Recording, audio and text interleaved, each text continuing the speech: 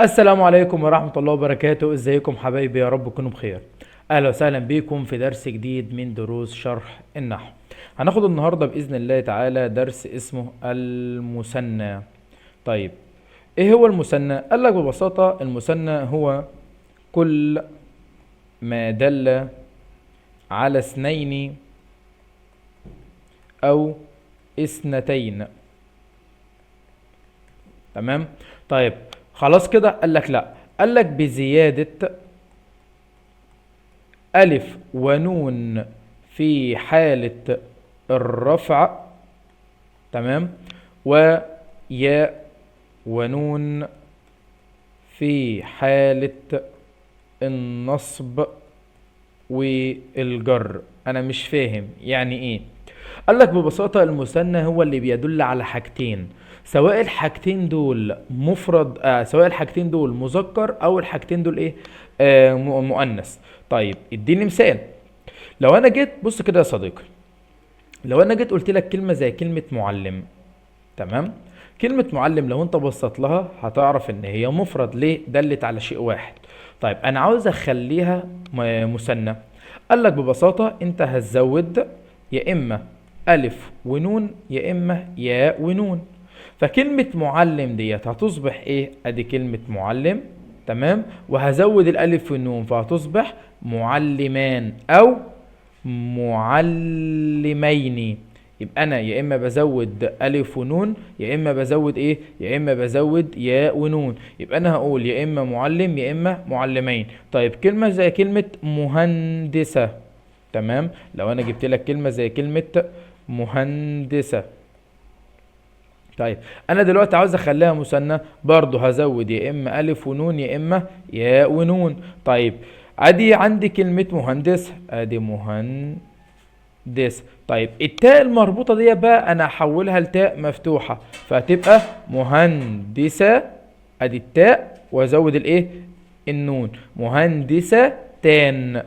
طيب هزود ياء ونون، مهندسة تين.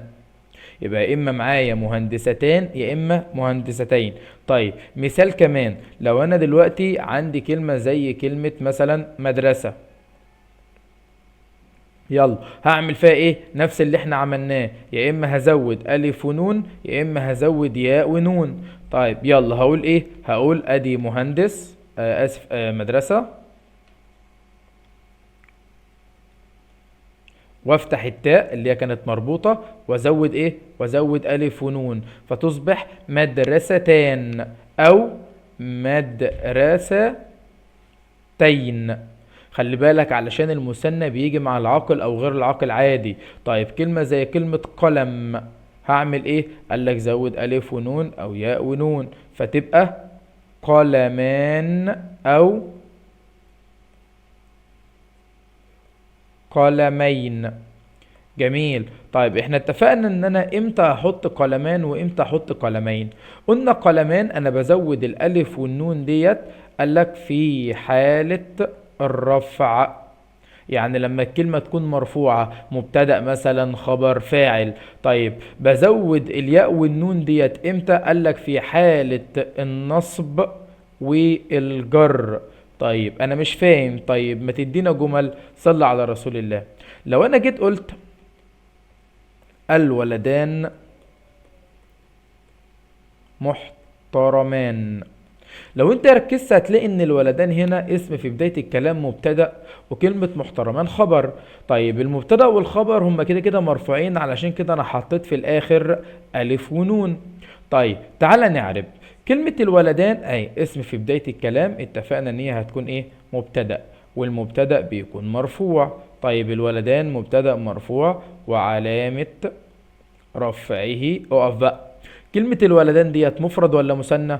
لا مثنى. تمام. طيب المثنى بيكون مرفوع بايه؟ قال لك المثنى يا صديقي بيكون مرفوع بالالف. يبقى كلمة الولدان ديت مبتدأ مرفوع وعلامة رفعه الالف. طيب الولدان ديت مالهم؟ الإجابة محترمان. يبقى محترمان هتعرب خبر. طيب خبر ايه؟ قال لك خبر مرفوع.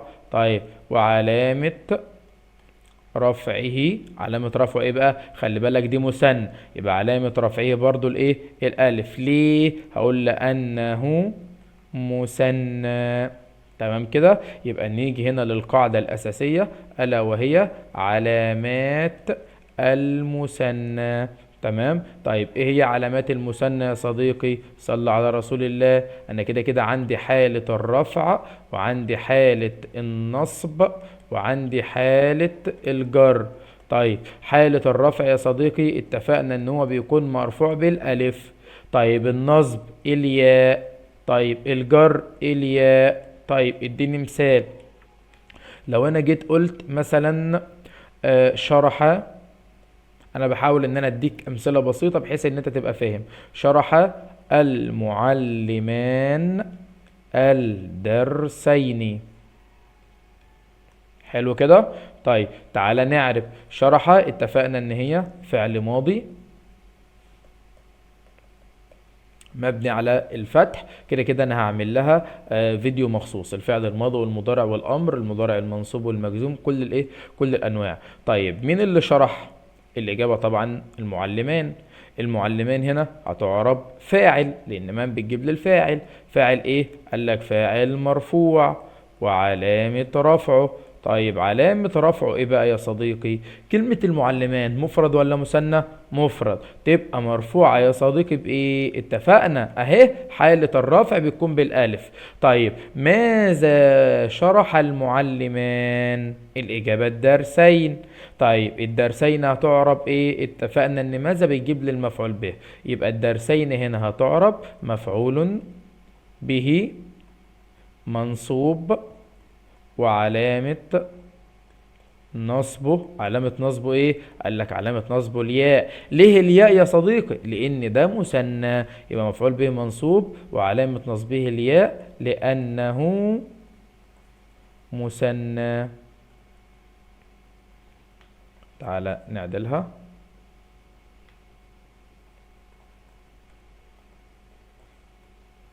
طيب اديني مثال على الجر. لو انا جيت قلت لك مثلا سلمت سلمت على الضيفين. حلو. تعالى نعرف. عندي على يا صديقي، على ديت حرف جر. طيب الضيفين هتعرب ايه؟ الضيفين يا صديقي هتعرب اسم مجرور. طيب وعلامة جره اقف. الضيفين مفرد ولا مثنى؟ مثنى. يبقى علامة جره الايه؟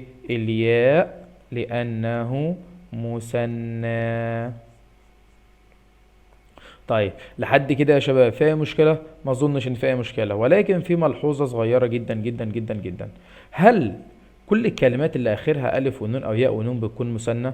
طبعا الاجابة لا. طيب اتاكد منين؟ يعني انا مثلا عندي كلمة زي كلمة رمضان وكلمة معلمان، دي اخرها الف ونون وده اخرها الف ونون، اعرف ازاي ان دي مثنى؟ قال لك ببساطة شيل الالف والنون احذفها. لو لقيت نفسك رجعت للمفرد تمام، يبقى الكلمة دي على بعضها كده مثنى. طيب لو انا شلت الالف والنون وما لقيتش نفسي رجعت للمفرد، يبقى الكلمة ديت مستحيل تكون ايه؟ مثنى. يعني رمضان لو انا شلت الالف والنون هيبقى لك رمضة. ايه رمضة ديت؟ مش جاية معايا، يبقى ديت مش مثنى. طيب كلمة معلمان لو شلت الالف والنون هيبقى لي معلم، يبقى ديت مثنى. يبقى انا علشان اتاكد اذا كانت الكلمة ديت مثنى ولا لا، هشيل الالف والنون الاقي نفسي رجعت للايه؟ للمفرد. لو رجعت خلاص يبقى دي مثنى، ما رجعتش يبقى ديت مستحيل تكون ايه؟ مثنى. وبكده نكون خلصنا الدرس. في نهاية حصتنا سبحانك اللهم وبحمدك أشهد أن لا إله إلا أنت أستغفرك وأتوب إليك.